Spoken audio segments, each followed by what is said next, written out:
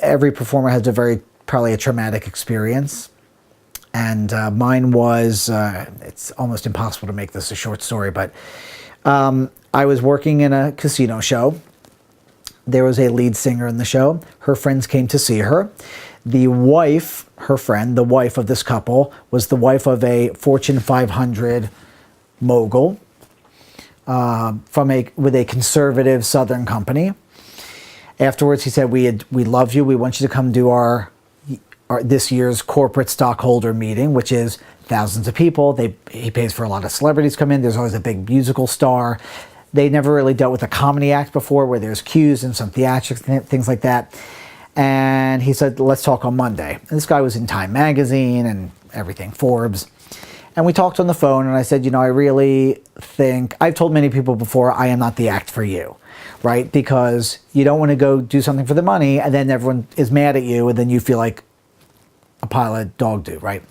And I said to him, I think what you and your wife enjoyed in a cabaret setting might not be the same product that would be enjoyed in a corporate Southern conservative company. No, it's fine. He assigned me to his vice president, and over a 6-month period, I just sensed something was not right. So I sent them all the material to review. They kept saying, yes, we saw it, it's all fine. I didn't think they really looked at it. It was name your own price as far as the check goes. I brought an assistant. I was opening for Amy Grant, which was country, but before that she was I believe kind of a biblical, Bible type singer or something. What is that called? Catholic, Christian music, I guess, right? Gospel artist. Sorry? Gospel. Like a gospel singer, right? And then she went to country. So I was opening for her. That was the deal. I'm like, great, I'm opening for her. I fly in. I go to rehearsal. They're running late. His wife is in charge of the evening, and she goes, so what are you going to do tonight? I'm like, I'm going to do what you saw at my show. And she said, you can't do that here. I'm like, well, why are we discussing this an hour and a half before I have to go on? He walks in with his security. I walk right up to him. And I said, you realize what I'm doing here? And he said, yes, it's going to be fine.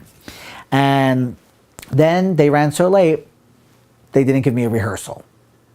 Now, if they'd given me a rehearsal, they would have known where my show was beginning and ending, so on and so forth. Before I go on, they said, everything's running late. Can you cut off 5 minutes? Sure, I'll cut off 5 minutes. I go out. It's 3 ballrooms long. They didn't have a proper thing to handle the delay. So there'd be a laugh here, then a laugh here, then a laugh here. So the executive sitting up front, it didn't sound like I was killing. I wasn't tanking. I was holding my own. And there's big jumbotrons. There's multi-cameras everywhere. But it didn't feel like I was really killing, right? And then I'm getting ready to end, and I say my last cue, and they don't play my cue, and I assume it's because something's broken. So as a seasoned performer, I'm stretching. I'm like, how we doing? No one's talking to me. They wanted me to get off for Amy Grant because she wanted to go on, but no one told me that. They left me hanging out to dry. It's silent. I'm sweating. Now keep in mind, I'm also a young act. I started spitting out old jokes that I had heard over the years, and then I panicked, and the one joke was about a priest and a nun. The minute I started it, he bounds up on stage with a microphone, puts his arm around me that looks like he's a friend, turns his back to the audience, gives me the look of death, like he's going to kill me, pushes me off stage, and I wave like, ha ha ha, yay, no problem, and goes into an evangelical tirade about how I'm smut and trash for about 6 minutes. And I was supposed to be paid the second half of my money, but I went up to my room, and the biggest upset was my mother coincidentally worked for the company. She had been laid off during the 6 months I was waiting to do it. He called me, said, we're embarrassed, we're going to handle it, gave her a job back, but it was just collecting money, and I said, enjoy it while you can. He's going to fire you once this gig is over.